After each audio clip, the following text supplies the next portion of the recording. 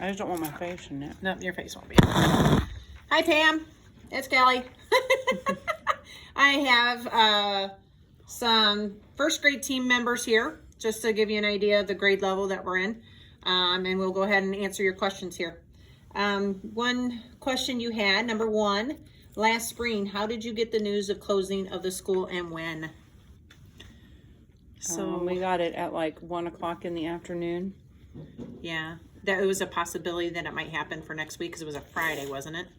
I think we got notified on a Wednesday at a staff meeting of the different levels of closing, because I remember that you, Kelly, and I and her stayed Thursday night because we just had a feeling it was coming. Yeah. Oh, that's But right. we That were was out. But that was officially, info that you had too from Ohio. So. yeah, we were officially notified Friday the 13th of March at 10:30. And our principal, in the morning, our principal called one person from each grade in, told all of us the information, and we had to disseminate it to our teams.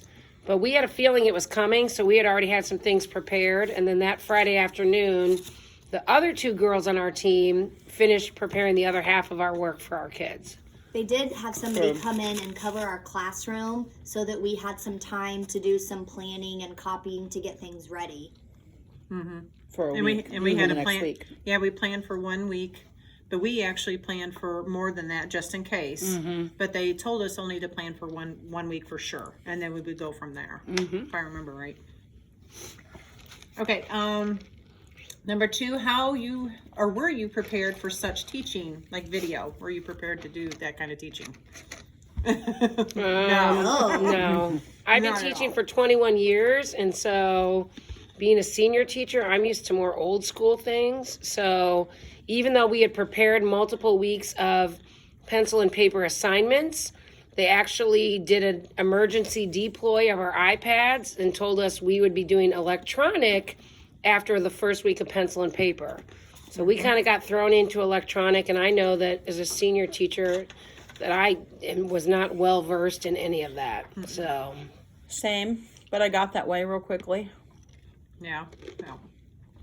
And yeah, the exact same way. Even though I use technology a lot in the classroom and the kids are familiar with the apps, there was still a lot of struggle with the kids being able to get to the correct apps on their own without having a parent know what we do in the classroom and how to get to certain apps and how to look at information. Yeah, and I think because there's so many people in our corporation, that was another struggle with them, was that the parents had a hard time finding out what, like if you had a kid at different levels, elementary level, middle school, high school, then it was hard for them to figure out what kid had to do what when.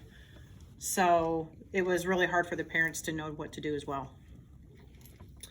Number three, can you measure the value of learning by your students? Like during e-learning. Yes, last spring.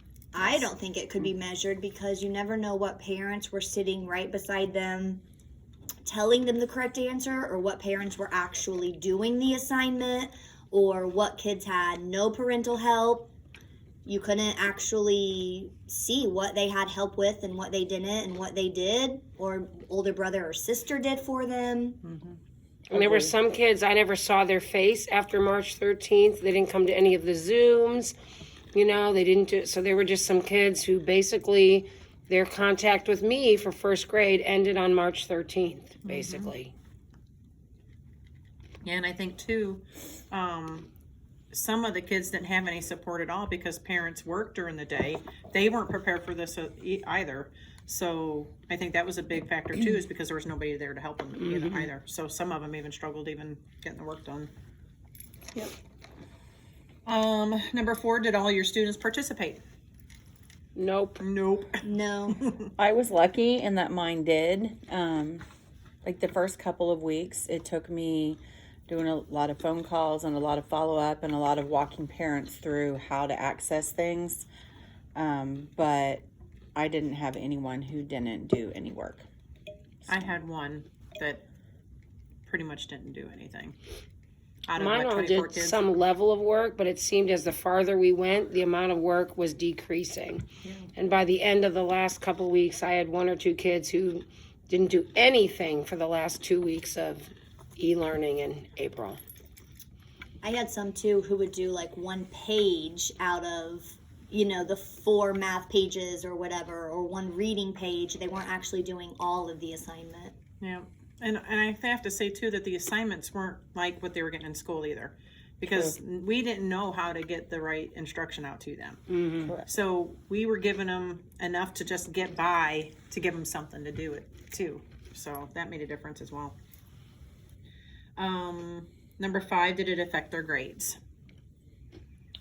At first, we were told to take grades on assignments, and then a week before the end, we were told they could not get a lower grade than they had previously had in the 3rd quarter. So if they had a higher grade, that was fine. They could earn a higher grade, but they could not get any lower of a grade than what they had for quarter 3. And I think high school, I know, high school was based on what they did. So but their grades were probably were probably poor because they didn't have that direct instruction as well either. And those teachers didn't know how to get their stuff across either. So I think mine was kind of all over the board. Like I had some kids who earned a better grade at home because they had a lot of help, and Yeah. some kids who didn't earn as good of a grade because they didn't have a lot of help. So not an accurate representation of what they could really do. yeah. Number 6, what support did you expect from administrators, other teachers, and parents? I would say we relied on each other a lot as far as our team goes. And in particular, Kelly, because she is the techie person, and she helped us kind of figure out things on the tech end. And as far as admin, I mean, I don't really. Well, the admin, They checked reached in. out, yeah, if there were, The admin said, let us know if you have any kids who haven't completed any work. yeah. Yeah. I know our administrator, took paper copies of things to kids who didn't have access to Wi-Fi. So, just from hearing what other people said, I think they were involved more than they were with the first grade, because the first grade pretty much relied on each other and borrowed from each other and did kind of things together. But I guess I just kind of expected them to field, issues with parents or and just continue to pass information along to us so we knew what was going on, basically. But Yeah. Did we get much support from our parents, do you think? I felt like I did. I had a lot of parents who needed help from me, and so there was a lot more, just communication, things like that. I think they kind of appreciated us a little bit better Yeah, I after the think fact, there was too. more of a appreciation for what we do and things like that. I felt like that too for the most part. Parents were very supportive. And Minnie said, I don't know how you do this every day. I couldn't do Yeah, it." exactly. Right. Many said that. Yeah. Number 7, what did you learn? Oh my gosh. Kids learn a lot better in school than at home with all the distractions. They're more focused at school. Personally, I learned a lot more about technology that, I'm utilizing this year that I probably wouldn't have had we not had e-learning. True. For me, it was just about learning that, those personal relationships we make with the kids when they're here is really a big contributor to their success and their willingness to try and take risks and things like that.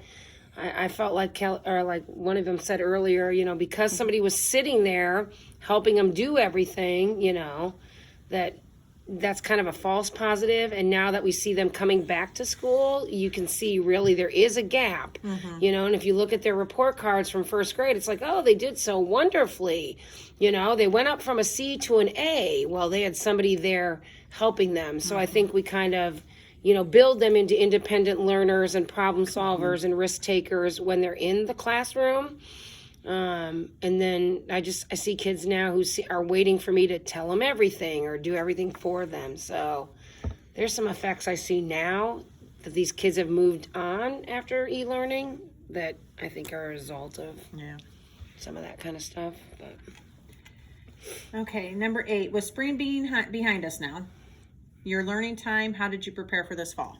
So like this summer, did we do anything extra to prepare for this fall? I think we took a look at the kindergarten standards that they missed in the fourth quarter, so we would know specifically where those gaps were and what we needed to spend a little bit more time teaching, because that was their e-learning, and so they might not have gotten everything they needed out of that.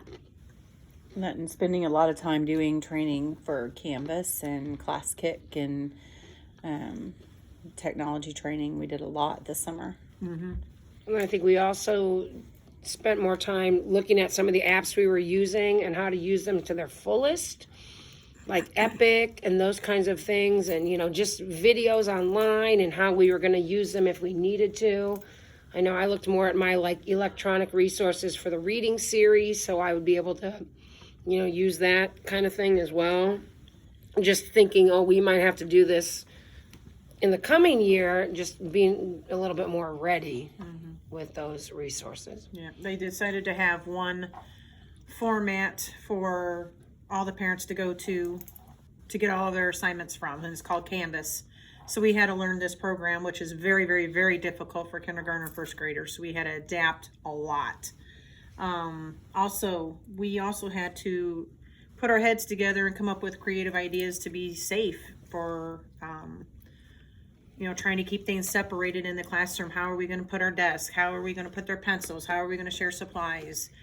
When do we need to spray here? When do they need to wear their masks? So it was a lot of preparation and putting our heads together to kind of think about things about that as well. And that was a lot of planning, a lot of figuring out there as well.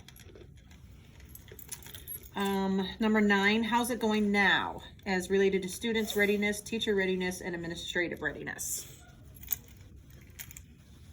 As far as if it happens, if we have to shut down again, Yeah, I think are we ready to do I this feel now? like we're way more ready now than we were last spring. Yeah.